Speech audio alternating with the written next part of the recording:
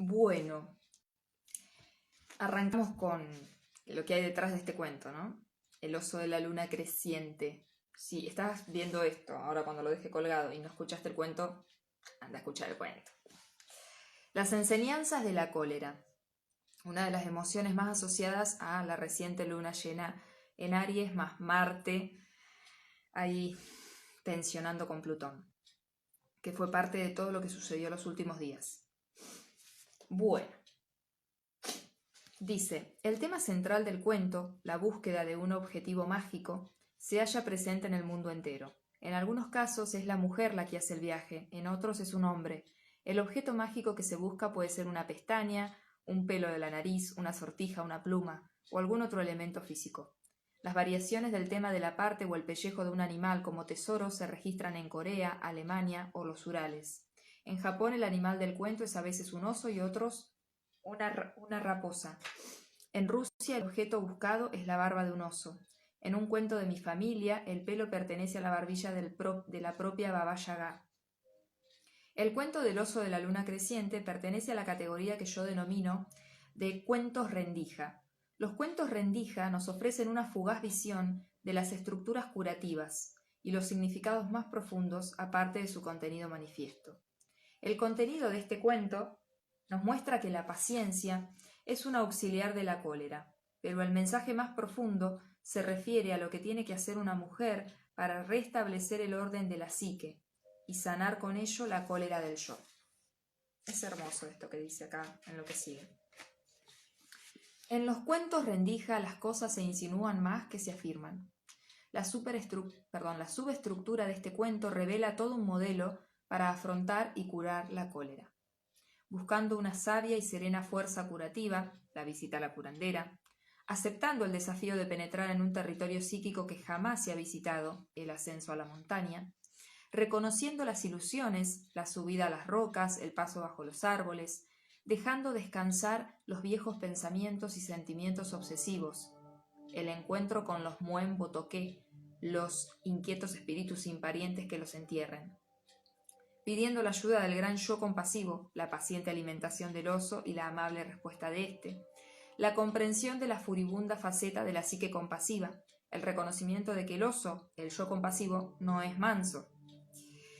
El cuento subraya la importancia de la aplicación del conocimiento psicológico en nuestra vida real, la bajada de la montaña y el regreso a la aldea, de la comprensión de que la curación se alcanza con la búsqueda y la práctica, no con una simple idea, destrucción del pelo. El pelo, ustedes saben que incluso en bio se dice que el pelo tiene que ver con las ideas, con los pensamientos ya que están como ya caducos. La esencia del cuento es: aplica todas estas cosas a tu cólera y todo irá bien. Consejo de la curandera de que vaya a casa y aplique estos principios. El cuento pertenece a un grupo de relatos que empiezan con el recurso o la petición del protagonista a una criatura herida o solitaria del tipo que sea. Si examinamos el cuento como si todos sus componentes formaran parte de la psique de una sola mujer, veremos que la psique tiene un sector muy enfurecido y torturado, representado por el regreso del marido a casa. El amoroso espíritu de la psique, la esposa, asume la tarea de buscar una cura para su furia y su cólera de tal manera que ella y su amor puedan vivir en paz y volver a quererse. Se trata de una loable empresa para todas las mujeres, pues cura la cólera y a menudo nos permite encontrar el camino del perdón. El cuento nos muestra que es bueno aplicar la paciencia a la furia reciente o antigua, como también es bueno buscar su curación. Aunque la curación y la perspicacia son distintas en cada persona, el cuento propone unas cuantas ideas interesantes acerca de la manera de abordar este proceso. A principios del siglo VI, vivió en Japón un gran príncipe filósofo llamado Shotoku Taishi. Entre otras cosas, enseñaba que hay que hacer trabajo psíquico tanto en el mundo interior como en el exterior. Pero por encima de todo, enseñaba la tolerancia para todos los seres humanos, todas las criaturas y todas las emociones. Hasta las confusas emociones primarias se pueden entender como una forma de luz que crepita y rebosa energía. Podemos utilizar la luz de la cólera de una manera positiva para distinguir ciertas cosas que habitualmente no podemos ver, Un empleo negativo de la cólera se concentra de manera destructiva en un minúsculo lugar hasta que, como el ácido que provoca una úlcera, abre un agujero negro a través de las delicadas capas de la psique. Pero hay otra manera. Cualquier emoción, incluso la cólera, lleva aparejados el conocimiento y la perspicacia, algo que algunos llaman esclarecimiento. Nuestra furia puede convertirse durante algún tiempo en una maestra, es decir, en algo de lo que no nos convenga prescindir precipitadamente, algo por lo que merezca la pena ascender a la montaña y que, a través de distintas imágenes, se convierta en un símbolo del que podamos aprender y con el que podamos tratar interiormente para luego transformarlo en algo útil en el mundo, o en su defecto, abandonarlo y dejarlo que se disipe. En una vida cohesiva, la cólera no es un elemento de reserva. Es una sustancia que está esperando nuestros esfuerzos de transformación. El ciclo de la cólera es como cualquier otro ciclo. La cólera sube, cae, muere y es liberada como nueva energía. El hecho de prestar atención a la cólera da lugar al proceso de transformación. Si una persona permite que su propia cólera se convierta en su maestra y se transforme por este medio, la cólera se dispersa. Entonces puede utilizarse la energía en otras áreas, especialmente en el área creativa. Aunque algunas personas afirman poder crear a partir de su cólera crónica, el problema es que la cólera limita el acceso al inconsciente colectivo, de tal forma que una persona que crea a partir de la cólera tiende a crear lo mismo una y otra vez, y no consigue ofrecer ninguna novedad. La cólera no transformada puede convertirse en un mantra constante en torno al tema de nuestra opresión, nuestro sufrimiento y nuestra tortura. Una amiga y compañera artística mía, que dice estar siempre furiosa, se niega a que la ayuden a resolver esta cuestión. Cuando escribe guiones acerca de la guerra, escribe acerca de la maldad de la gente. Cuando escribe guiones acerca de la cultura, surgen perversos personajes de la misma clase. Cuando escribe guiones acerca del amor, aparecen los mismos personajes perversos con las mismas aviesas intenciones. La cólera corroe nuestra certeza de que algo bueno puede ocurrir. Algo le ha ocurrido a la esperanza. Atenti con esto. Detrás de la pérdida de esperanza se encuentra la cólera. Detrás de la cólera, el dolor. Detrás del dolor, habitualmente la tortura de la clase que sea, a veces reciente, pero más a menudo muy antigua. En el tratamiento físico postraumático, sabemos que cuanto antes se cura una herida, tanto más breve es el periodo de recuperación. Lo mismo ocurre en los traumas psicológicos. ¿En qué situación nos encontraríamos ahora si nos hubiésemos roto una pierna en nuestra infancia y 30 años después aún no nos hubieran reducido debidamente la fractura? El trauma inicial provocaría una tremenda alteración de todos los demás sistemas y ritmos del cuerpo, como por ejemplo los sistemas inmunitario y esquelético, las pautas de la locomoción, etc. Y esta es precisamente la situación de los antiguos traumas psicológicos. A muchas personas no se los curaron por ignorancia o por negligencia, y ahora la persona regresa de la guerra, por así decirlo, pero es como si todavía estuviera en la guerra mental y físicamente. Sin embargo, alimentando la cólera, es decir, la perjudicial precipitación del trauma, en lugar de intentar resolverla, buscar su causa y averiguar qué podemos hacer al respecto, nos encerramos para el resto de nuestra vida en una habitación llena a rebosar de cólera. Y así no se puede vivir ni permanentemente ni intermitentemente. Hay otra vida más allá de la furia insensata. Tal como vemos en el cuento, es necesaria una práctica consciente para poder contenerla y curarla. Pero se puede hacer. Basta subir los peldaños de uno a uno. Bueno, podría seguir porque ella acá habla, quizás lo haga en próximos videos, pero no lo quiero hacer largo, habla de la intervención de la curandera, el ascenso a la montaña. Después habla, ella lo va desglosando, ¿no? ¿Dónde está la parte? Después habla del oso espiritual, después del fuego transformador y la acción adecuada. Y creo que esa es la última, antes del próximo juego. Y después por último dice la justa cólera. A ver, esto me llama la atención, lo voy a leer. El hecho de ofrecer la otra mejilla, es decir, de guardar silencio en presencia de la injusticia o de los malos tratos, se tiene que sopesar cuidadosamente.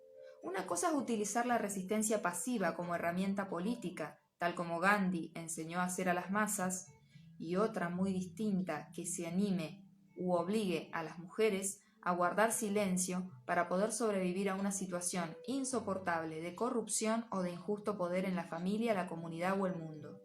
Las mujeres sufren la amputación de la naturaleza salvaje y su silencio no obedece a la serenidad, sino que es una enorme defensa para evitar unos daños. Se equivocan quienes piensan que el hecho de que una mujer guarde silencio significa siempre que ésta aprueba la vida tal como es. Hay veces en que resulta absolutamente necesario dar rienda suelta a una cólera capaz de sacudir el cielo. Hay un momento, aunque tales ocasiones no abunden demasiado, siempre hay un momento en que una tiene que soltar toda la artillería que lleva dentro.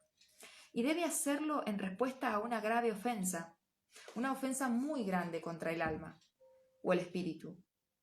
Una tiene que haber probado primero todos los medios razonables para que se produzca un cambio. Cuando todo falla, hemos de elegir el momento más adecuado. Existe sin duda un momento apropiado para desencadenar toda la cólera que la mujer lleva dentro. Cuando las mujeres prestan atención al yo instintivo, tal como hace el hombre del siguiente cuento, saben que ha llegado la hora.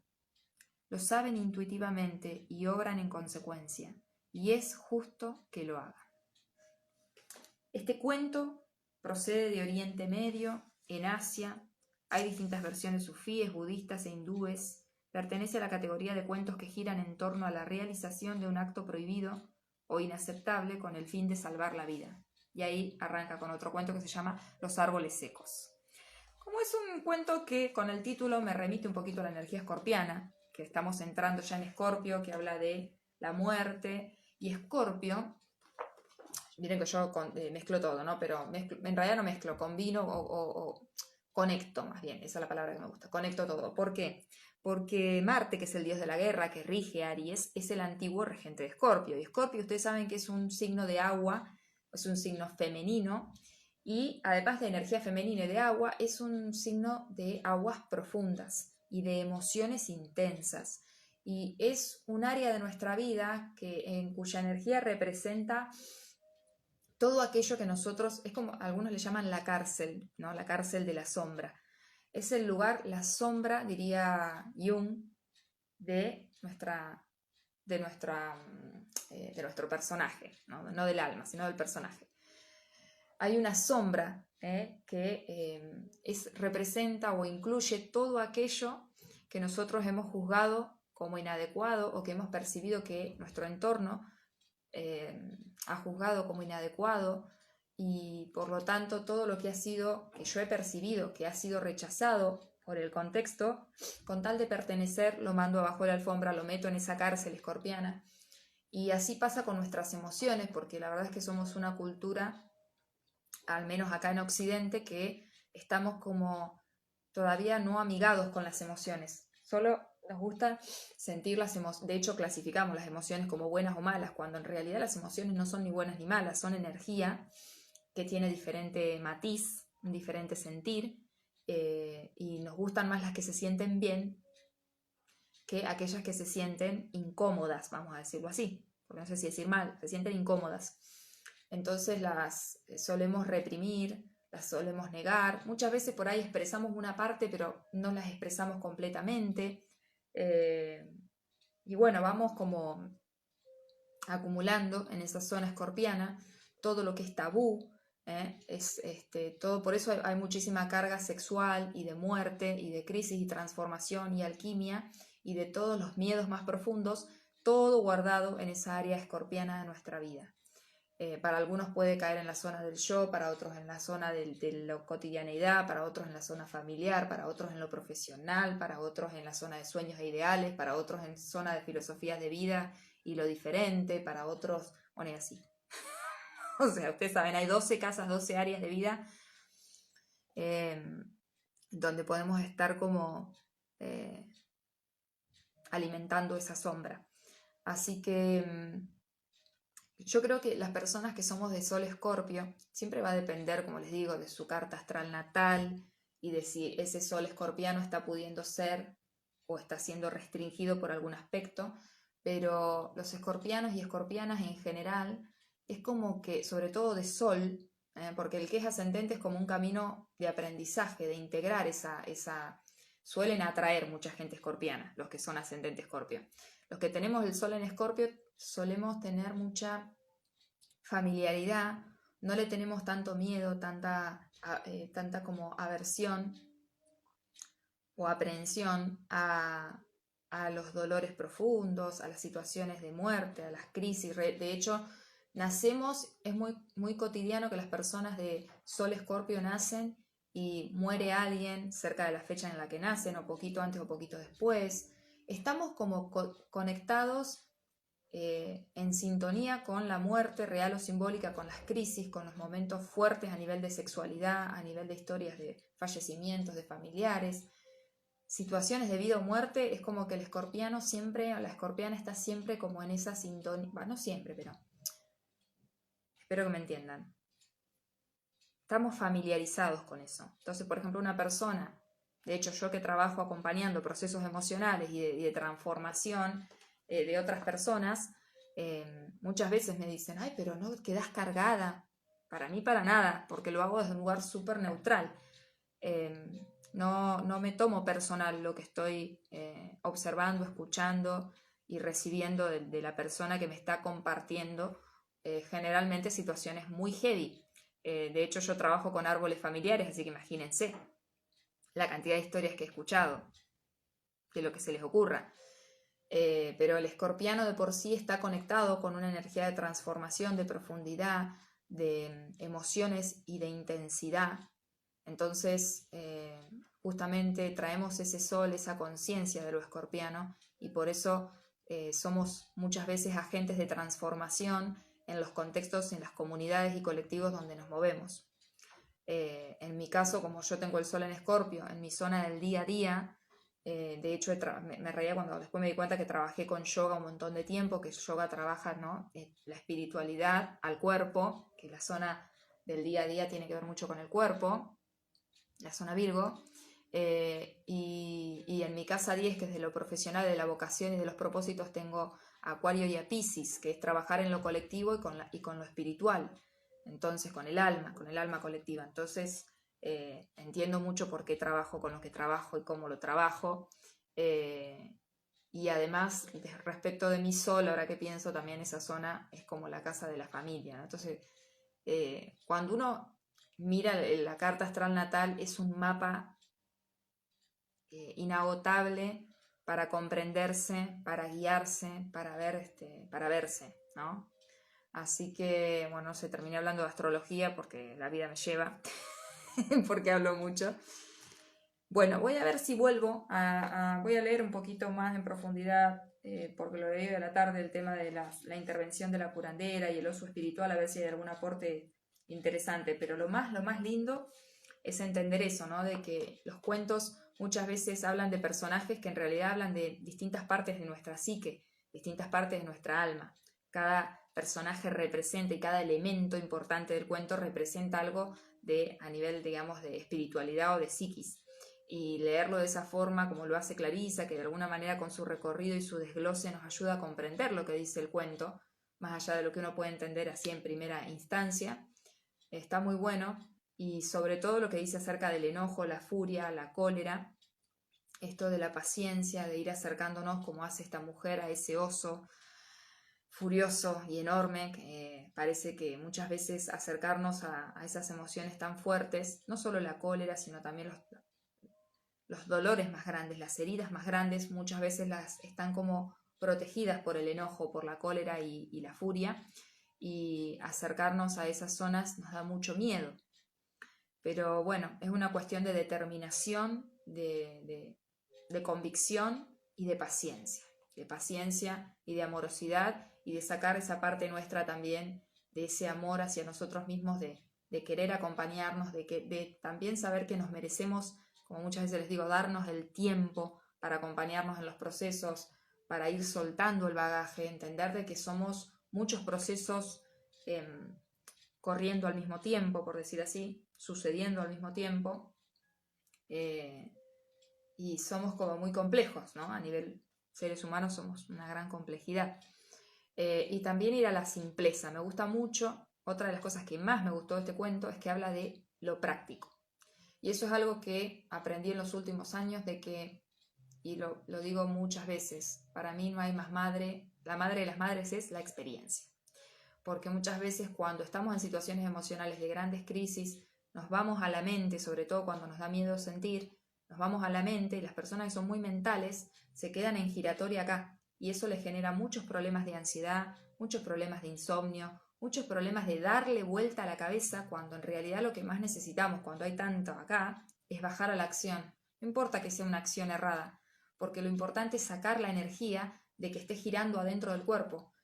Si no, eso suele traer síntomas físicos casi siempre, porque el cuerpo necesita descargar la energía que le estamos dando vuelta. Hay un punto, ¿no? Hay un punto, como yo les digo, un bebé se gesta y si nos pasamos de tiempo, se muere. Hay un momento que hay que empujar y hay que salir al mundo, ¿ok? Y a veces es de la manera más inesperada, en el lugar más inesperado, de la forma más inesperada.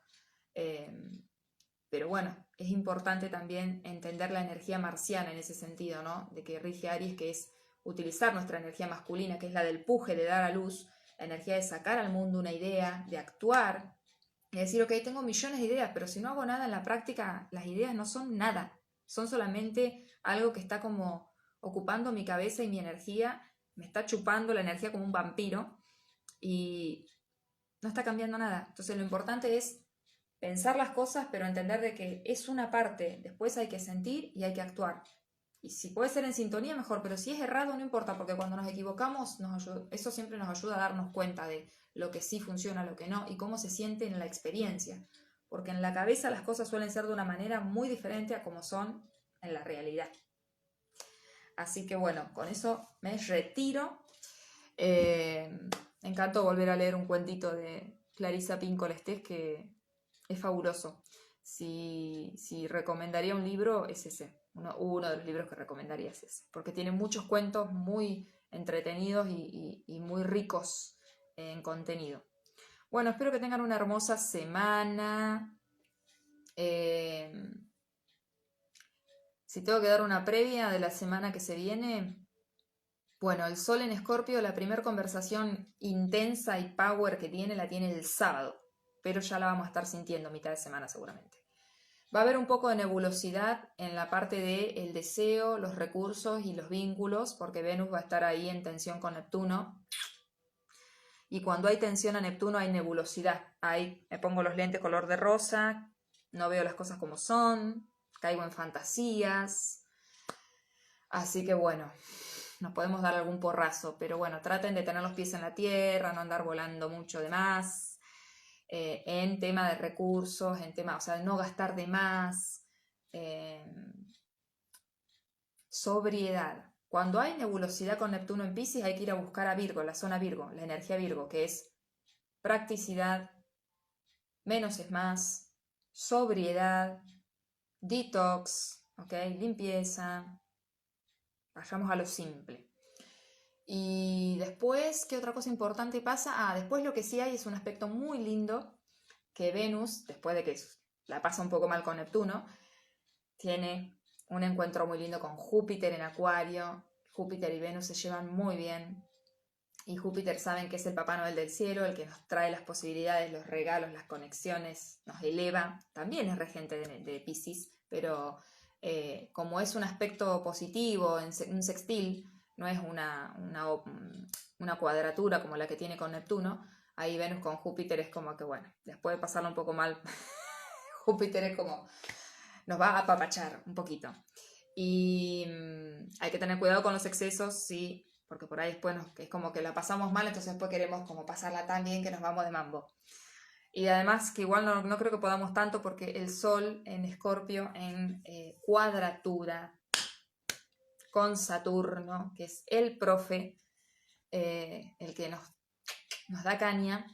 Depende si estuvimos saliendo de nuestra zona cómoda, si estuvimos moviéndonos por nosotros mismos, tomando a ese adulto o adulta responsable y sacándolo al mundo, puede traer como un reconocimiento, porque Saturno también paga bien. Cuando nosotros maduramos y nos hacemos responsables y tomamos compromiso y tomamos las riendas de nuestra vida, Saturno paga bien, siempre digo. Pero si no, nos va a pegar ahí una ajustada. ¿Qué va a ser? Encima un sábado, bueno, ¿qué va a ser?